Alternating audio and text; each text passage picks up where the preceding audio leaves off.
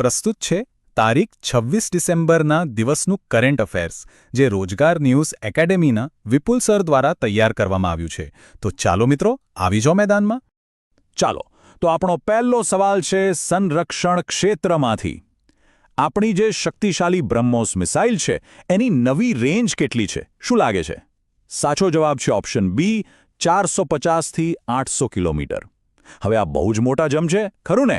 ચાલો જોઈએ આની પાછળનું કારણ શું છે. તો સવાલ એ થાય કે આટલો મોટો ફેરફાર અચાનક કેવી રીતે શક્ય બન્યો? જુઓ, પહેલાં બ્રહ્મોસની રેન્જ 300 કિલોમીટર પર લિમિટેડ હતી, પણ પછી 2016માં ભારત MTCR એટલે કે મિસાઇલ ટેકનોલોજી કંટ્રોલ રેજિમનું સભ્ય બન્યો. અને બસ આ સભ્યપદ મળતા જ આપણને 300 કિલોમીટરથી વધારે રેન્જની મિસાઇલો બનાવવાની આંતરરાષ્ટ્રીય છૂટ મળી ગઈ. આ ખરેખર આપણા સંરક્ષણ માટે એક મોટું પગલું હતું. ચાલો, સંરક્ષણનો વધુ એક સવાલ. ભારતની nuclear capable K4 ballistic missile, એની રેન્જ કેટલી છે? એન્ડ સાચો જવાબ છે ઓપ્શન સી, પૂરા 3500 કિલોમીટર. આને ગેમ ચેન્જર કેમ કહેવાય છે? ચાલો સમજીએ. જુઓ, આ મિસાઇલની સૌથી ખાસ વાત શું છે ખબર છે? એને પાણીની અંદરથી, મતલબ કે સબમરીનમાંથી પણ લોન્ચ કરી શકાય છે. અને હા, આપણી ન્યુક્લિયર સબમરીન INS અરિહંત પરથી બંગાળની ખાડીમાં એનું સફળ પરીક્ષણ પણ થઈ ગયું છે. આનો સીધો મતલબ એ છે કે ભારત હવે સમુદ્રમાંથી પણ પરમાણુ હુમલો કરવા સક્ષમ છે. ફરીથી યાદ કરી લઈએ, 3500 કિલોમીટર. આટલી લાંબી રેન્જ આપણી સુરક્ષા માટે કેટલી મહત્વની છે એનો અંદાજ લગાવી શકાય છે. ચાલો, હવે ટોપિક બદલીએ. આજકાલના ડિજિટલ યુગમાં ભારતીય સેના અને સોશિયલ મીડિયાનો ઉપયોગ આ એક મોટો મુદ્દો છે. તો નવી ગાઈડલાઈન પ્રમાણે શું સાચું છે? અને સાચો જવાબ છે ઓપ્શન સી. જવાનો ઇન્સ્ટાગ્રામ પર રીલ્સ કે ફોટો જોઈ તો શકશે, પણ કોમેન્ટ નહીં કરી શકે. ચાલો જોઈએ કે આ નિયમમાં બીજું શું શું છે. તો વાત એમ છે કે સેનાએ સુરક્ષા અને સ્વતંત્રતા વચ્ચે એક બેલેન્સ બનાવવાનો પ્રયાસ કર્યો છે. 2020માં જે કડક પ્રતિબંધ હતો એ હવે હટાવી દીધો છે. હવે જવાનો નોર્મલ, બિનગુપ્ત માહિતી માટે વોટ્સએપ અને ટેલિગ્રામ વાપરી શકે છે. જાણકારી માટે યુટ્યુબ અને એક્સ એટલે કે ટ્વિટર પણ જોઈ શકે છે. બસ ઇન્સ્ટાગ્રામ પર કોમેન્ટ કરવા જેવી પબ્લિક એક્ટિવિટી પર રોક લગાવી છે, જેથી દેશની સુરક્ષા સાથે કોઈ બાંધછોડ ન થાય. આગળનો સવાલ છે આપણા દરિયાઈ રક્ષક ઇન્ડિયન કોસ્ટગાર્ડ વિશે. એમણે પર્યાવરણને બચાવવા માટે એક ખાસ જહાજ બનાવ્યું છે જે પ્રદૂષણને કંટ્રોલ કરે છે. એનું નામ શું છે? સાચો જવાબ છે ઓપ્શન સી, સમુદ્ર પ્રતાપ. તો આ સમુદ્ર પ્રતાપ શું કરે છે? એ ખાલી સરહદ નથી સાચવતું, પણ આપણા દરિયાઈ પર્યાવરણને પણ બચાવે છે. એના બે મુખ્ય કામ છે. એક, દરિયામાં કોઈ જગ્યાએ આગ લાગે તો એને બુઝાવવાનું. અને બીજું, જો કોઈ જહાજમાંથી તેલ ઢોળાઈ જાય, જેને આપણે ઓઇલ સ્પિલ કહીએ છીએ, તો એને ફેલાવતું રોકવાનું.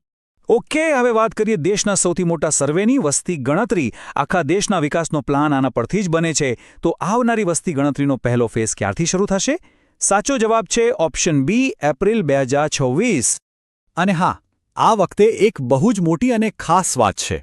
આ ભારતની પહેલી સંપૂર્ણ ડિજિટલ વસ્તી ગણતરી હશે. મતલબ કે હવે કોઈ કાગળ પેન નહીં.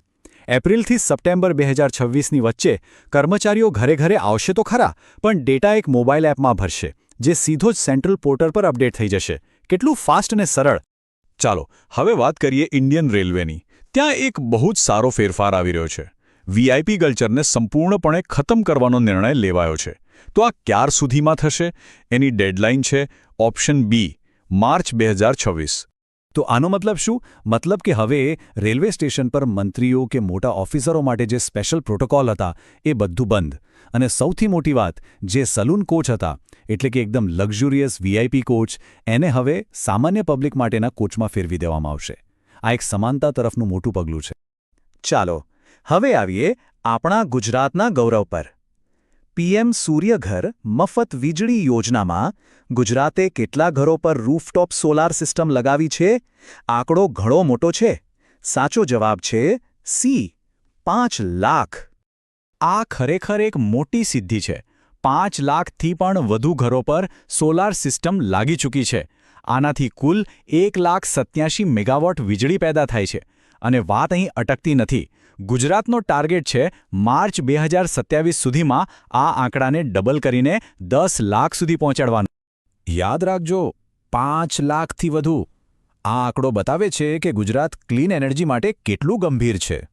હવે એક સવાલ ગુજરાતના પોલિટિક્સમાંથી.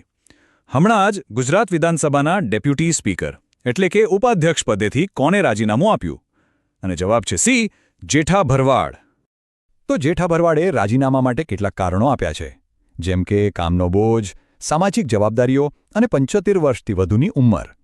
હવે એવું માનવામાં આવે છે કે તેમની જગ્યાએ કચ્છના ધારાસભ્ય અનિરુદ્ધ દવે નવા ઉપાધ્યક્ષ બની શકે છે. ચલો હવે એક ગર્વ લેવા જેવી વાત.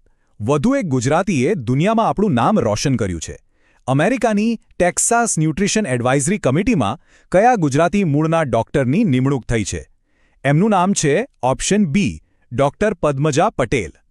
ડોક્ટર પદ્મજા પટેલની આ નિમણૂક બહુ મોટી વાત છે, કારણ કે આ કમિટી સીધી ટેક્સાસ સરકારને પોષણની પોલિસી બનાવવામાં સલાહ આપે છે. અને ગર્વની વાત તો એ છે કે તેઓ આપણી બરોડા મેડિકલ કોલેજના સ્ટુડન્ટ રહી ચૂક્યા છે. અત્યારે તેઓ અમેરિકન કોલેજ ઓફ લાઇફસ્ટાઇલ મેડિસિનના પ્રેસિડેન્ટ પણ છે. અને હવે આપણો છેલ્લો સવાલ સ્પોર્ટ્સમાંથી. 78મી સિનિયર નેશનલ બેડમિન્ટન ચેમ્પિયનશિપમાં આપણી ગુજરાતની વિમેન્સ ટીમે કયો મેડલ જીત્યો? સાચો જવાબ છે સી, બ્રોન્ઝ મેડલ. વિજયવાડામાં થયેલી આ ચેમ્પિયનશિપમાં આપણી ટીમે જબરદસ્ત પરફોર્મ કર્યું. સેમીફાઇનલમાં એમની ટક્કર હતી પીવી સિંધુની ટીમ એટલે કે આંધ્રપ્રદેશ સામે. મેચ એકદમ ટફ હતી અને ગુજરાતનો 2-3થી હાર થઈ, પણ આટલી મજબૂત ટીમ સામે લડીને બ્રોન્ઝ મેડલ જીતવો એ પણ બહુ મોટી વાત છે. તો આ હતી આપણી આજની કરંટ અફેર્સ ક્વિઝ. મજા આવી ને? ઘણું બધું નવું જાણવા મળ્યું હશે. તમારો સ્કોર કેટલો થયો એ નીચે કોમેન્ટમાં જરૂર જણાવજો. ફરી મળીશું આવા જ નવા અને રસપ્રદ સવાલો સાથે. ત્યાં સુધી જય હિન્દ.